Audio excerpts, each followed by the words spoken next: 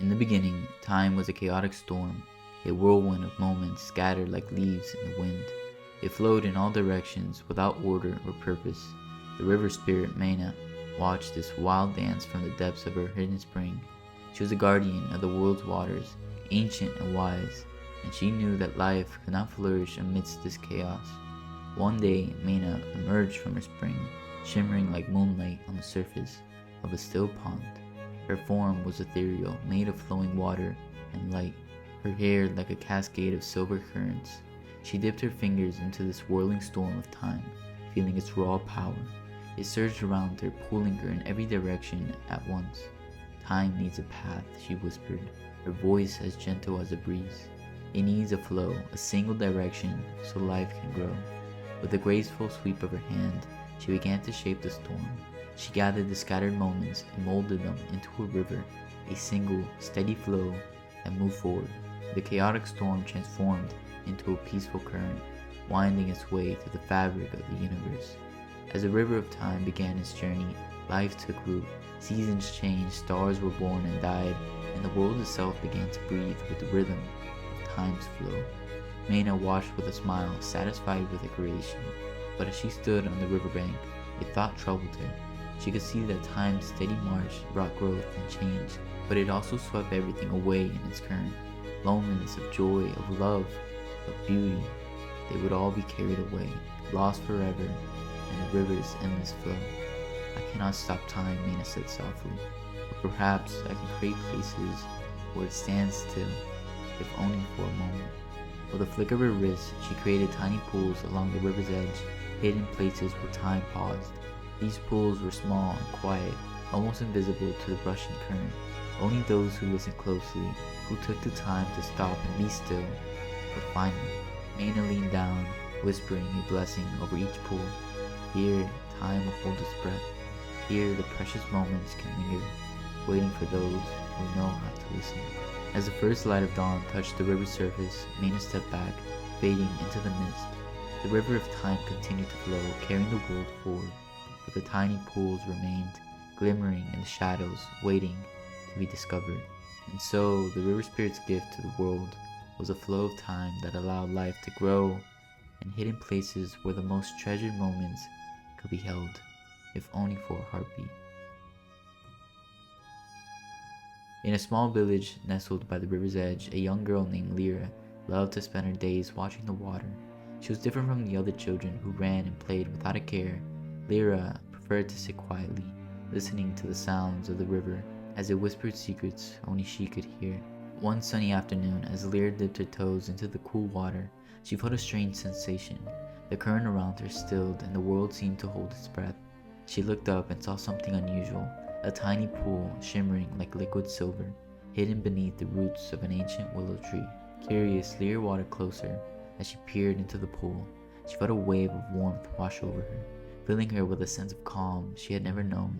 The pool's surface was smooth and undisturbed, like a mirror reflecting the sky.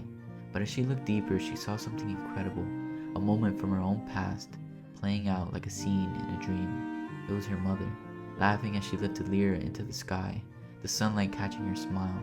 Lyra felt a pang of longing. Her mother had passed away years ago, and the memory had become blurry, fading with time. But here, in this tiny pool, the moment was alive, preserved in perfect clarity. Tears welled up in Lyra's eyes, but she didn't look away. She knelt by the pool, her heart filled with gratitude. "Thank you," she whispered to the river, to the spirit she had never met, but felt all around her. For the first time, Lyra understood the gift of the pool. It was a place where time paused, where a precious memory could be relived, if only for a fleeting moment. She sat there for hours, watching the scene unfold over and over, her fingers tracing the surface of the water. When she finally stood up to leave, the sun was setting, painting the river in hues of gold and crimson. The pool shimmered one last time before fading back into the current.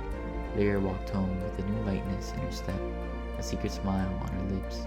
She knew that the pool was not just a gift for her, but for anyone who took the time to listen.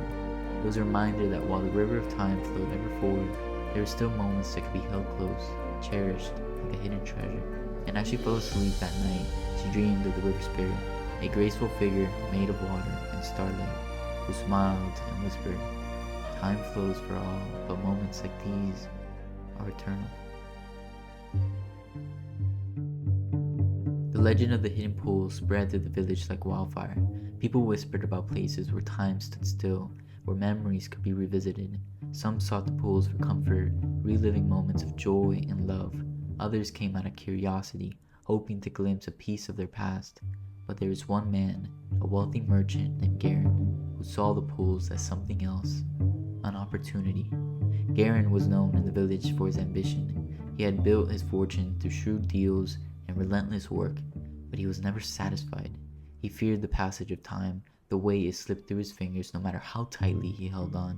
When he heard the tales of the pools, he was intrigued. He believed that if he could harness the power of these timeless waters, he could control time itself. One day, Garen approached Lyra, who was known to be the first to find a pool. She was sitting by the river, weaving reeds into a basket, when his shadow fell over her. "Tell me where to find the pool," Garen demanded. "I've heard of its magic, and I want to see it for myself." Lyra looked up, surprised by his tone. She had shared the secret of the pool with a few villagers, but she knew that they had visited out of reverence, not greed. There was something different about Garen's eyes, an intensity that made her uneasy. "It's not a place for everyone," she said cautiously. "The pool appears only to those who listen, who are willing to remember, not to control." "Nonsense. Everything can be controlled if you have the right tools. Take me there, and I'll make it worth your while." Lyra shook her head. "The pool isn't mine to give. It's a gift from the river spirit, meant to be found, not taken." Garen's expression darkened. He grabbed her by the arm, his grip tight. "You will show me," he hissed. "I didn't become the wealthiest man in this village by letting opportunities slip away." Lyra pulled back, fear flashing in her eyes. "You don't understand," she said. "The pool isn't meant for power. It's a place where time pauses, but it's fleeting. It's a moment, not a tool." But Garen wouldn't listen. He stormed off, determined to find the pool for himself. He walked along the riverbank, ignoring the gentle murmur of the water and the rustle of the leaves. He was focused only on the goal, convinced that he could bend the pool's power to his will.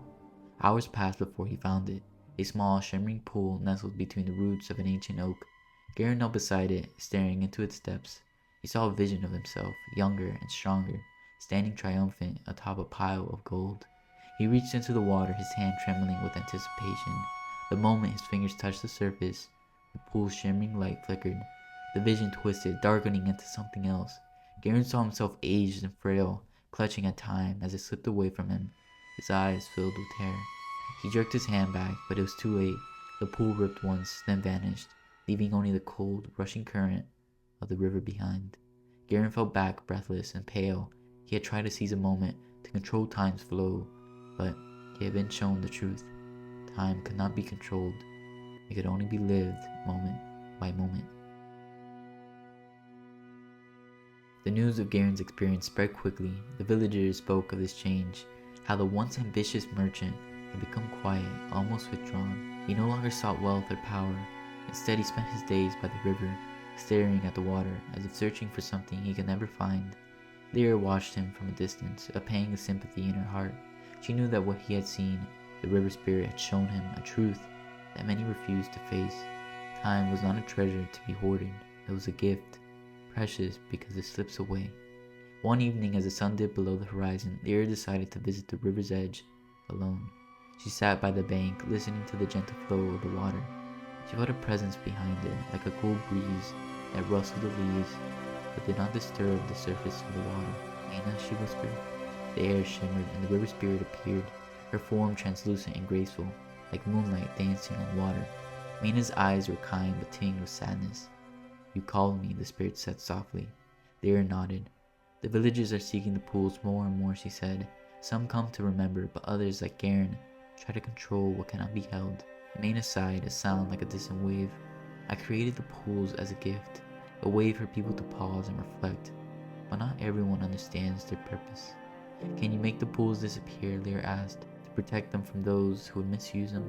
The river spirit shook her head. "The pools exist in the quiet spaces, where time itself pauses to take a breath. They cannot be forced away, only hidden from those who do not listen." Lyra's shoulders slumped. "Then how do we stop people from trying to control them?"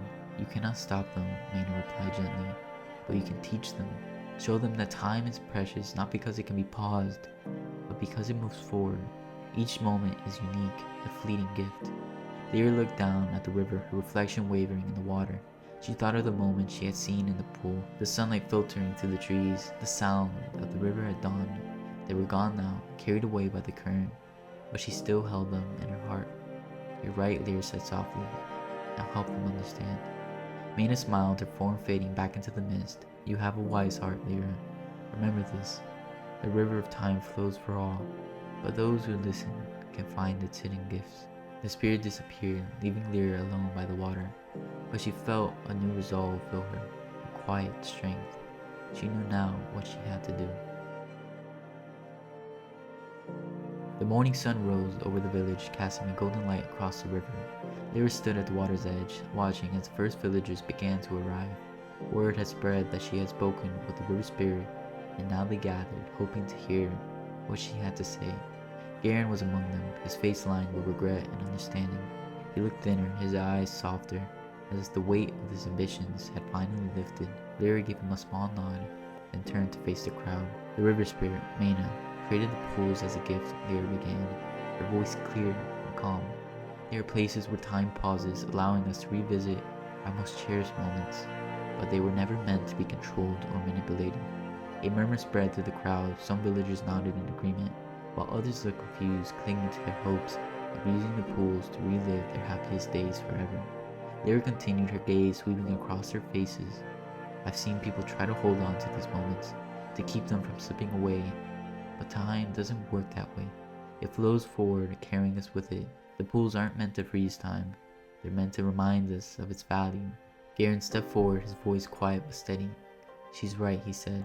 "I tried to control what I couldn't keep, and the pool showed me a vision of my future.